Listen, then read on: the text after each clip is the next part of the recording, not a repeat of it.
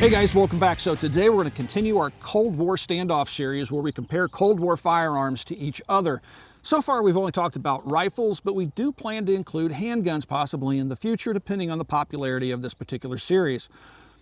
In the past I've compared the FN FAL to the AR-10 and the M14, and in both cases I thought that the FAL was a superior rifle.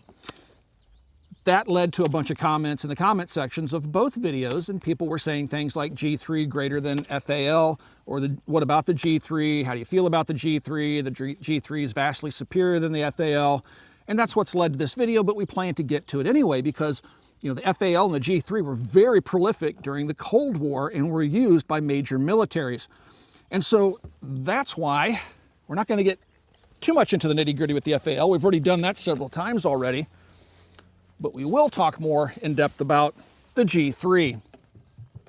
Now I will refer to this rifle as a G3 in the video, and I may say 308 instead of 7.62x51. I understand there's a difference, but just for the sake of simplicity, I'll say 308, and the FAL is actually marked 308. But this is a G3, and it's marked as a G3, but it's a semi-automatic rifle. This was imported before the import ban, and it was brought in by Springfield Armory, and it was stamped G3. Well, Springfield Armory got a nasty letter in the mail from H&K, and they had to change the nomenclature of the firearm to what I believe is the SR8. Some of the early G3 marked rifles that came in, they overstamped them, turning the 3 into an 8, but this one is unmolested and is actually marked G3. So what is it? What is it about the G3 that so many people love? It's one of those, I don't know, iconic rifles that's even being produced right now here in the United States by companies like PTR, and they're making pretty faithful copies of the original design. Now this is a Greek weapon, and it was made on HK tooling under HK license, and the only real difference you can see between this and my actual HK91 is the rear sight. I have a windage adjustment knob back here, but everything else looks just like my original HK91. But people love this thing. They love it because they believe it's, reliable, which it certainly is. They love the fact that it doesn't have a gas system. It uses a delayed roller locking system. And if you get on the H&K website of Germany, you'll find that they still produce this firearm, but they only sell it as a marksman's rifle now. And it's called the MSG90, which is an improved version of the older PSG-1.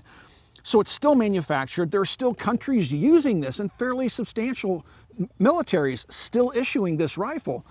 And so it has this cult-like following. But H&K does call this thing a roller locking delayed system. So they use both delay and locking in their nomenclature, so people will get on me by saying roller delayed or roller locked. Oh, it's not a locked rifle, it's delayed rifle, and vice versa.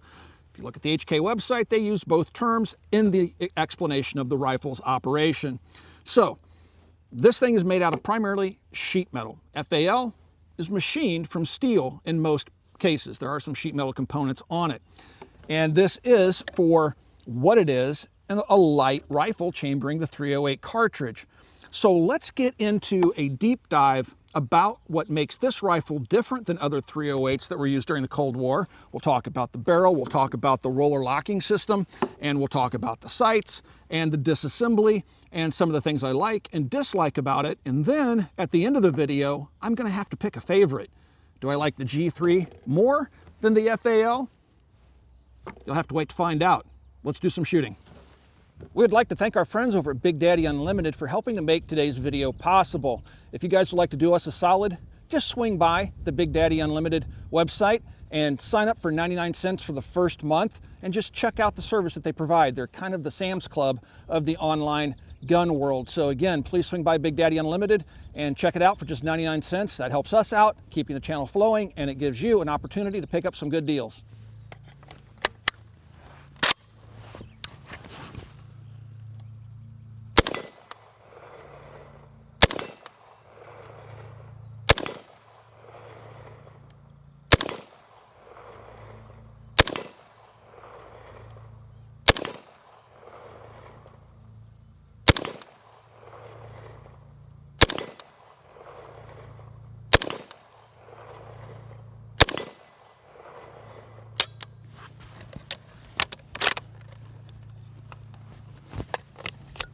The Germans adopted the G3 rifle, but it was not their first choice.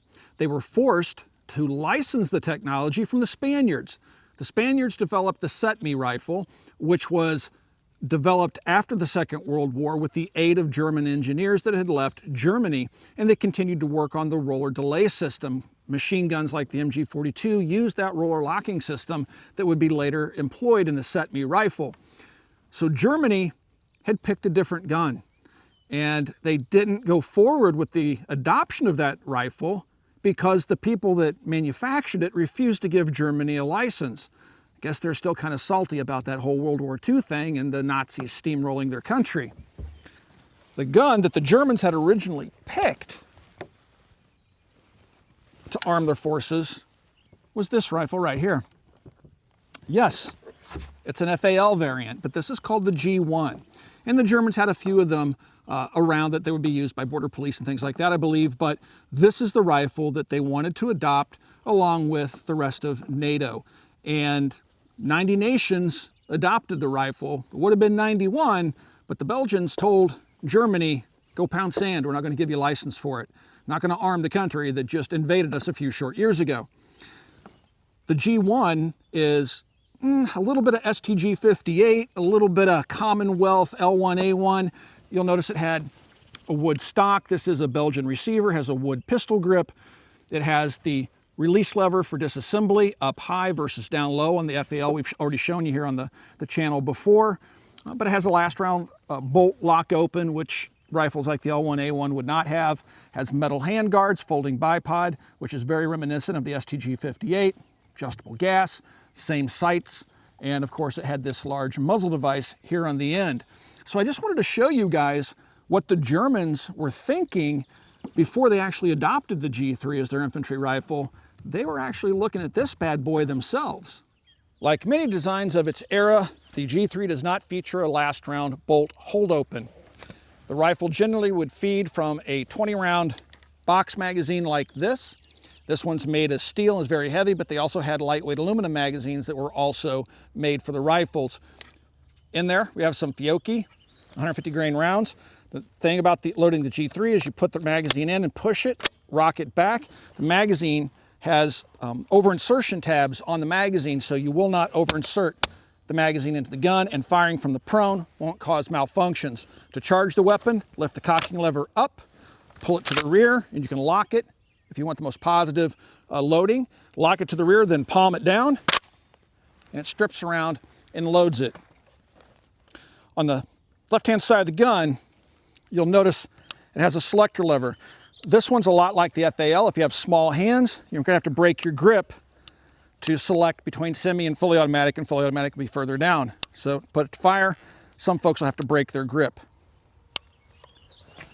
The trigger, at least on my HK91 and this Greek-made G3, very heavy, gritty, and not a very good trigger.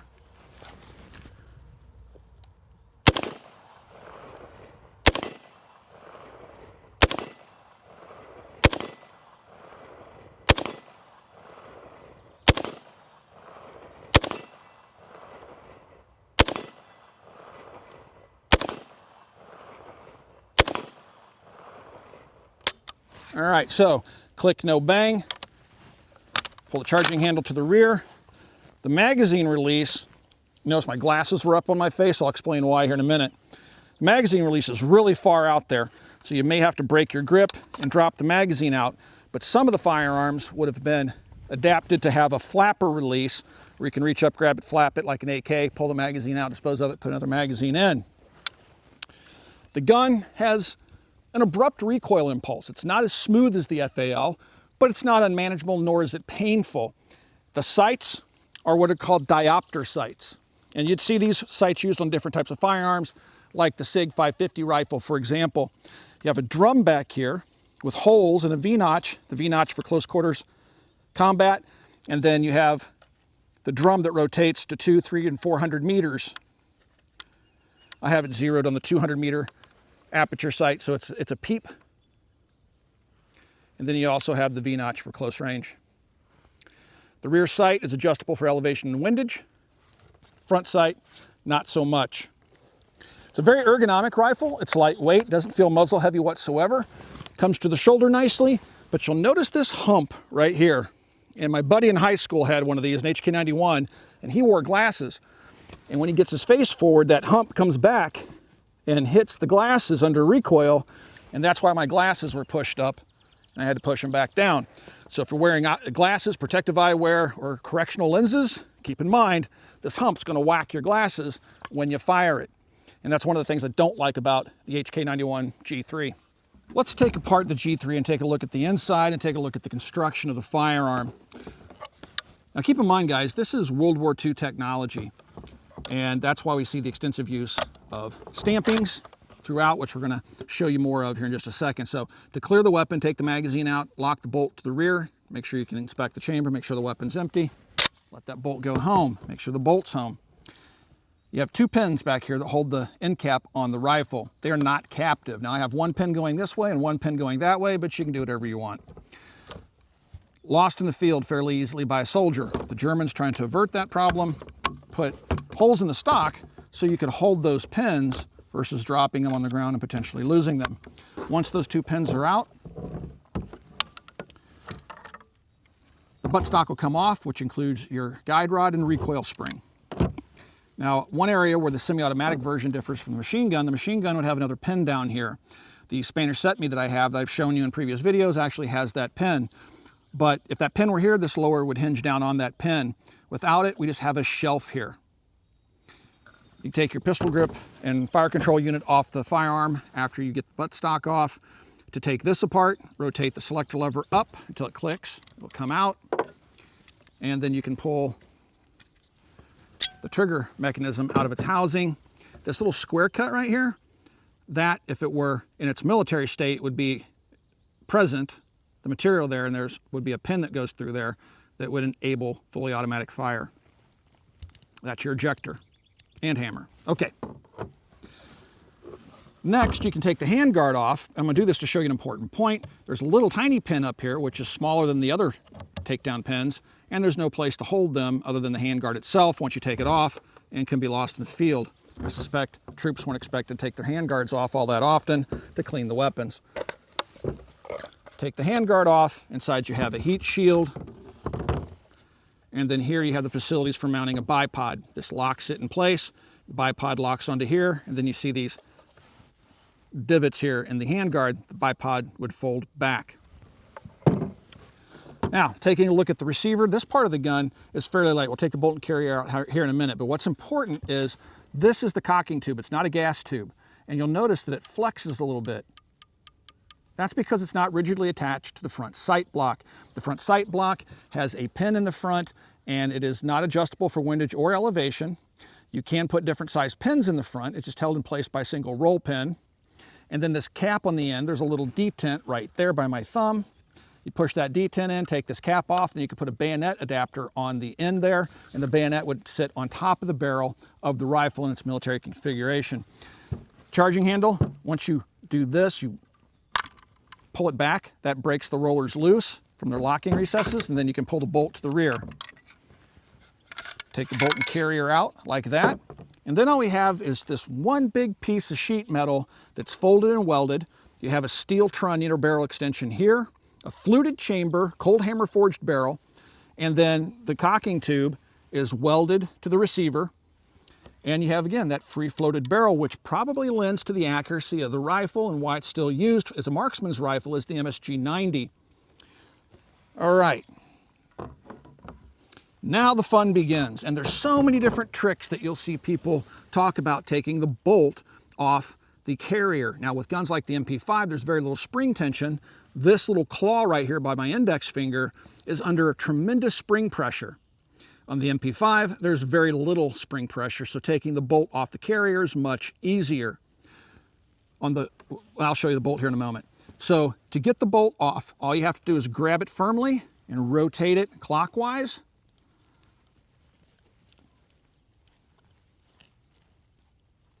I'm sorry, counterclockwise.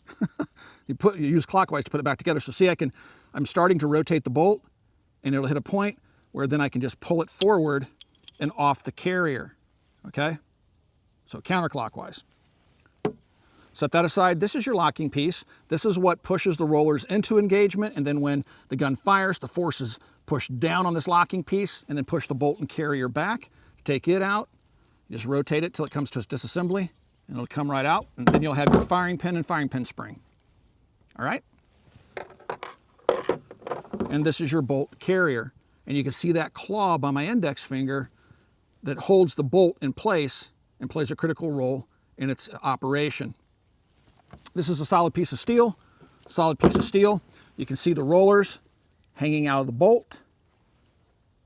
When the locking piece goes in the lock position, the rollers are held firmly out, and then when the case starts pushing back under the pressure of the rifle cartridge being fired, it will force these rollers back into the recess, and see how that pushes the locking piece out. And once that happens, just the momentum can carry the bolt and carrier to the rear, eject the spent case, and reload and continue shooting. The fluted chamber assists in extraction and ejection. It's a very violent unlocking process, and that's why they fluted the chamber, to make sure that they get the absolute maximum reliability out of the firearm. To put it all back together again, there's so many different tricks I see people use to do this, to get the bolt and carrier back together. I'm going to show you how I do it. There's a little window cut you might not be able to see on either side of this area of the bolt carrier. There's a little window there and a little window on the other side. I'm going to put the locking piece in, rotate it till it goes in, rotate it so I can still see some light in there in that window. I take my bolt head, and you got to pop it up over this claw. Now, I've seen tools that grab the bolt carrier and pinch this spring. You can see that big heavy spring pushing that claw down, that pinch that spring and make putting the bolt and carrier back together again very simple. For this, I'm just going to use the bottom flat of the bolt carrier. I'm going to push it back over that claw. It'll just pop up over that feed ramp and pull it out ever so slightly, and then this is when I go clockwise with the bolt. I'm going to turn it and slowly pull it out until it hits that claw just right in the extended position, and it's back together. Okay? Now you'll see some people saying put the thing back into its receiver backwards and whack it and all this crazy stuff. Totally unnecessary. It's all in the technique, but I could see soldiers struggling with that. All right, putting it back together again. Very simple. Take your bolt and carrier, drop it in there, let it go home and lock. Grab your trigger pack, put your trigger mechanism in, slide it down, line up the safety lever hole, just like that. That's your ejector. As the bolt comes back, it hits that ejector, forces it up, and then the rim of the case will hit right there and go out the ejection port. There's your hammer. Selector lever goes, goes in like that. And this gun's been wiped down for the purposes of showing you this. These things are absolutely filthy. If you think the M16 is a dirty firearm, it poops where it eats. Roller delayed rifles like this are infinitely more dirty. These things typically, with any use whatsoever, become absolutely caked in carbon, and it's almost impossible to get it all off. All right, let's go ahead and put the front handguard back on. Just slide the rear of it. And there's different types of handguards that were out there. All right, line up that hole, push the pin across. Take our trigger pack. There's the shelf right here by my thumb versus a pin. So I'll put the front of the trigger pack on the shelf like that and rotate it up and hold it in place since there's no pin holding it. Put your buttstock back on.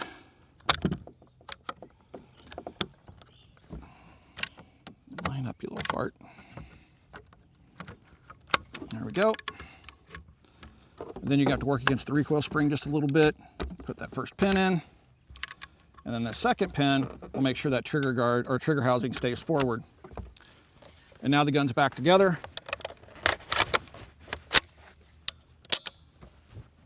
That's simple.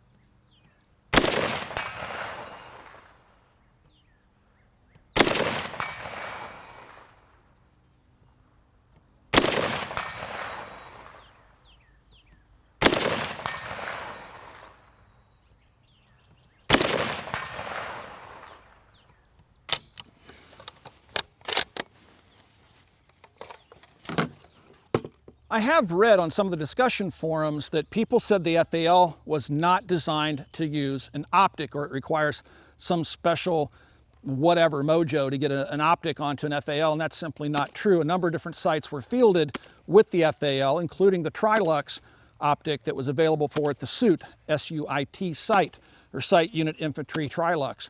So the FAL did have optics available for it for use as a DMR, and the same is true with the HK91 G3. In the case of this rifle, it's a claw mount. There's little tabs on the receiver. The claw mount grabs the top of the receiver, and then you would have an optic setting on top.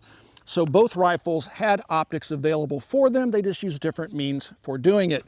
Now, I have seen improperly adjusted claw mounts pinch the receiver so much that the bolt couldn't freely move. So you did have to make sure that you got preferably an HK mount for your HK firearm.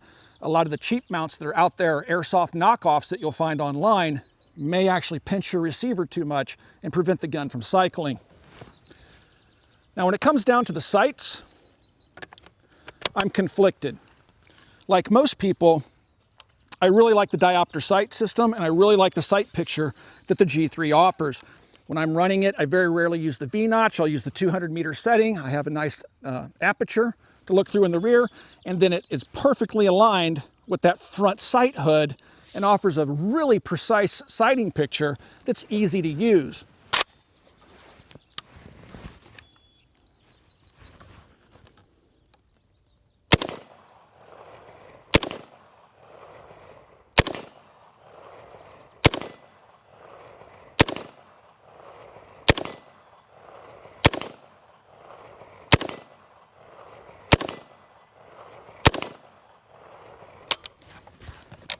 All right, push my glasses back down.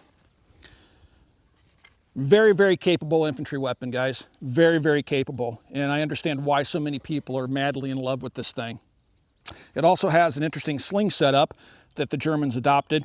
You have a mounting point up front, you have a clip here, and then you have a clip in the rear. And so it was kind of like a 3-point sling if you wanted. It was adjustable. It was meant to be carried in the front. It was actually quite ahead of its time in terms of slings that most militaries used, which were just a point up front and a point in back. You could clip the sling, hold the rifle tightly to your chest, pull it, break it away, and then the sling would drop down to a usable firing position. I didn't bring one out this afternoon. We just moved last summer, and honestly, I don't know where my HK slings are. But it actually had a really, really cool sling setup for it. The FAL and the G3 were obviously competing for the same market space. The FAL has a machined receiver, a stamped lower housing that holds the fire control units, and of course the use of polymer for the handguards, buttstock, and pistol grip. G3, as we've already mentioned, makes use of World War II technology of extensive stampings, and then the use of polymers. But keep in mind, the G3 was not the only popular Cold War era rifle that made extensive use of stampings versus machined steel and later aluminum in the M16 with its polymers. But rifles like the 550 SIG and the AKM, the AK-47, the AKM, and the AK-74 that followed all made extensive use of stampings. And so while it was an older technology meant to increase production speed and lower production costs, it wound up being a very robust way to make a rifle to keep the weight down, keep the cost down, and assure that you could mass produce them. Now, one thing that I will say is comparing this rifle to an AK-47, there's no comparison in terms of the quality. The Russians, their quality all over the place. You can get a good rifle, a bad rifle, canted sights, whatever. I've never seen a German-made HK91 or G3, or in this case even with the Greek-made licensed copy I'm holding here, I've never seen wonky sights. I've never seen a gun that couldn't be zeroed. The welds are spotless. The thing is crafted exceptionally well, given the cheap nature of its construction using sheet metal. So it's absolutely a work of art, despite the fact that it's using a very crude method of designing and of obviously making the firearm. So this, and also the SIG, the SIGs were exquisitely made firearms, but there were also other firearms, obviously, that use the same technology, not so finely made. When it comes to weight, balance, and how they shoot, you're going to find the G3 and the FAL are very, very similar. I think that the FAL has a more sleek profile. I like the pistol grip. More people probably like the G3 G3's pistol grip. It's probably going to be a little bit friendlier to some of the shooters out there. I like the grip on the FAL. But yeah, the FAL is just a little bit narrower profile, a little bit cleaner lines, but there is nothing you can say bad about the appearance of the G3. This is one good-looking rifle and exceptionally functional. And some people would say it's more reliable than the FAL and vice versa. I love the FAL. I think it's extremely reliable, depending on what conditions it's being exposed to. But I would say, based upon the number of militaries that use them, the FAL was no slouch when it came to reliability, and the G3 certainly is no slouch when it comes to reliability either.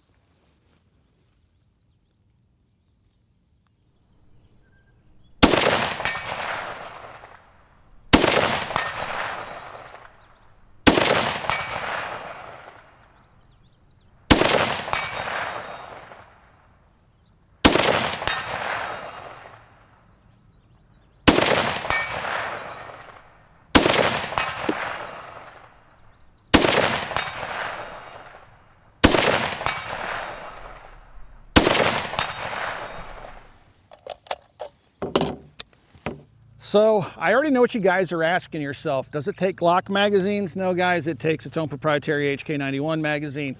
But does it 80s hip fire? Well, that is something we're going to find out right now.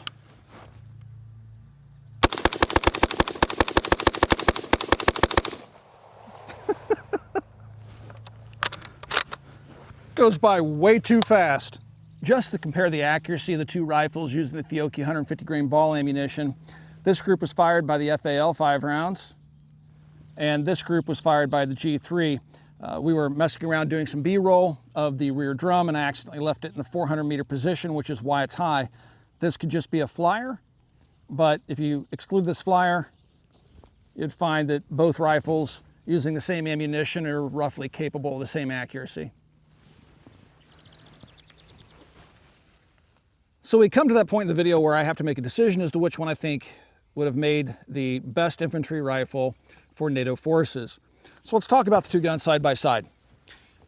The G3, because of its stampings and polymer, is a very light, handy rifle, and despite the fact that it chambers 7.62x51, which is a thumper of a cartridge, it's controllable. Now on full automatic, an untrained troop would have a hard time controlling it, but in semi-automatic aimed fire, it's very, very manageable and by no means uncomfortable.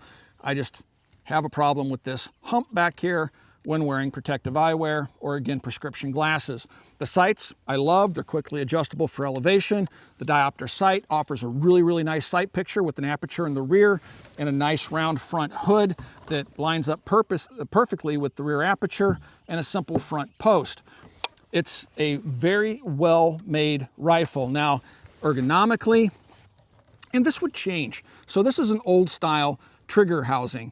You would see later guns that would come out with a polymer lower with a more, what I feel, ergonomic pistol grip. They'd be one piece of polymer, but the triggers remain the same. You would see flapper releases, which would definitely make magazine changes much easier than having to basically break your grip to pull the magazine out. But that was done for a lot of civilian semi-automatic rifles like this one. But yeah, there were rifles that had flappers to get the magazine out, but the ergonomics on this thing are just okay. The charging of the rifle, the charging handle's forward. I've never been a fan of forward charging handles like that. To get this one to operate, you got to break those rollers loose, pull it to the rear, lock it up. Most infantry soldier worth their salt's not going to have a problem with that, but to lock the bolt to the rear, to reload it, or to clear a malfunction or whatever, is done by reaching far forward. Now, I've been in Mexico and I've seen Mexican soldiers on patrol that were carrying these things, and they were of very, smaller stature than myself. I'm 6'4", and reaching that far forward and having levers that are that far away from the firing thumb can be difficult for some soldiers that might not be 6'4". So the ergonomics are just okay. It has a nice large trigger guard here for use with a gloved hand, but it balances well, and if it's made by a country like Germany or in this case Greece, they were extremely well made, but they were licensed and built by many different countries, and I've seen some really bad examples like Pakistani guns, and I've seen some good examples, like okay examples, not quite H&K quality, like in Turkey. They still manufacture these even though they're moving over to the MPT-76. So, the German guns and this Greek gun are actual works of art. Then we get to the FAL. FAL is a very light rifle, point's nice, very narrow, very small. Very robust. The charging handle's in a spot where I like it. It locks open on the last shot fired. Magazine changes are intuitive and easy to do. And it's just an easy to use rifle. Offers a nice sight picture back here. Paratrooper models would have had protective ears to protect that rear sight. And again, it had side folding stocks that would be available for it. On the G3, you would have collapsible stocks that would be made for it. And later on, you'd see B&T and other companies making folding stocks for the 90 series of rifles, which includes the 91, 93, and 94. But let me tell you a story. I'll try to keep it short. And this really left a bad taste in my mouth with regards to the 90 series of rifles. Back in the day when I had machine guns, I've since sold them all, I had an HK33, and I believe it was converted by Terry Dyer, but it was built on an actual HK93 gun.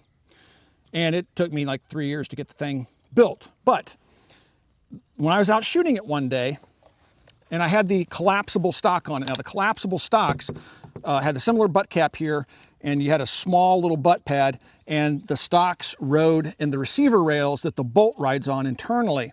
When you would push a lever and pull the stock out, it would only engage with the receiver in a very small contact patch back here. I was using an HK sling. I didn't have it completely clipped to the rear sling mount, and I had it on my chest. I was going to reload it and start shooting the gun. The gun broke loose from its rear sling swivel. It fell to the ground, hitting the ground very sharply. But it just fell from chest height. It wasn't like a major fall, didn't think anything of it. Put a magazine in the gun, fired that first shot, and the bolt seized to the rear. I couldn't get the buttstock off because the bolt was completely to the rear, completely compressing the recoil spring. So I had no choice. I unloaded the rifle, went to the nearest tree, and whack, whack, until that bolt went home. Fired another round, bolt stuck to the rear. Repeat on the tree, did that 5 or 6 times, and finally the gun started working again. But it had just ever so slightly from that fall, the leverage that the extended stock had just ever so slightly bent that rear receiver, causing the bolt to stick to the rear. And that made me question the stampings used on the 90 series of rifles. It's a very thin sheet metal, and it's done to keep weight down. But in my opinion, I mean, soldiers use these things for all sorts of purposes they're not intended for. And if the receiver is that easily damaged, and again, I've seen claw mounts on so tight that they pinch the receiver in the same way where the bolt goes back and seizes, the sheet metal, in my opinion, just isn't up to par when you're comparing it to a rifle like the FAL. The FAL's controls, I think, are more intuitive for me. I like the fact where the magazine release is located. I like the fact that the charging handle is closer to me, not way out on the end. I like the fact that it locks open on the last shot fired. I like the fact that I can easily reload the gun. It just seems like a more robustly built rifle. Now the upper half of the FAL, this is all machined steel. The lower half makes use of sheet metal and reinforcements with steel, but the sheet metal on this is at least twice the thickness of what's on the H&K. I've never been able to break an FAL, and Lord only knows I've been pretty hard on them over the years. So in general, having to pick one, if you guys follow the channel, you know anything about me at all, I'm an FAL fan. I still, to this day, even comparing it to the G3, I believe that the 90 nations that adopt it, and keep in mind, Germany wanted to adopt it too, but they couldn't. 90 nations adopted it, and it went on to earn the title of the right arm of the free world, and I think it earned that title justly, because it is, in my opinion, the ultimate evolution of the 7.62x51 NATO big bore battle rifles of the Cold War era.